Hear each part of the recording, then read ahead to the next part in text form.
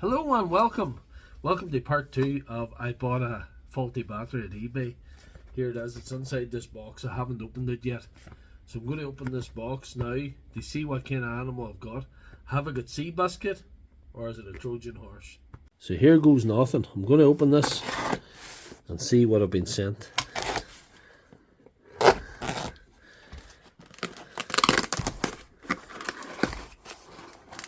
Does look like a genuine battery, a genuine 12 amp. Just to recap from the last video, if you missed it, I purchased this 12 amp battery off eBay for £82 plus £3.71 delivery charge. And as you can see, it's faulty, it's flashing the one red light. Impressions, however, are good because it looks very clean and it looks like it was well cared for.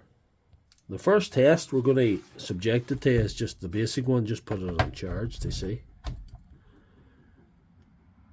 And we're getting Milwaukee Christmas, I call it, the flashing green and red light, so it identify it as being faulty.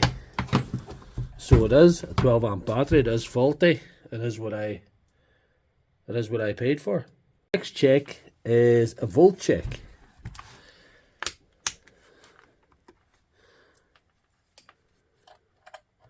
We'll just do that with a multimeter. And we've got 10.6 volts. That means it's very low voltage. That's probably what's wrong with this battery. So we've established that. Next thing we have to do is get the top off and see what the cells are like.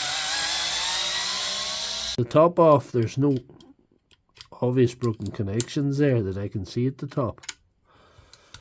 The board looks fairly clean. Doesn't seem like a battery that's been abused. However, we can do a volt check from the 5 banks of cells here now. Right, I'll go from one side to the other. 2.79, 2.82. Still cells are viable there. Oh, that's bad. So that's our first bad bank of cells there. And go from this side to that side. We got 2.65. And we'll go from here to here. We got 2.55. So we've got one bank of cells. I think it was this one, wasn't it? That is not viable. We've got one dead bank of cells in that, which is, I'll show you, I'll take it out of the box.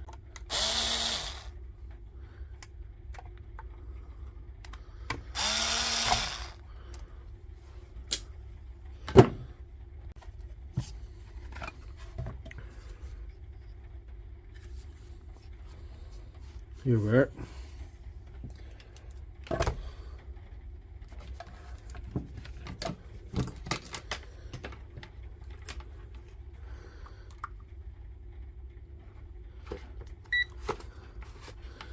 That there is the bad bank there, is it? Nope. That's okay. Nothing's okay.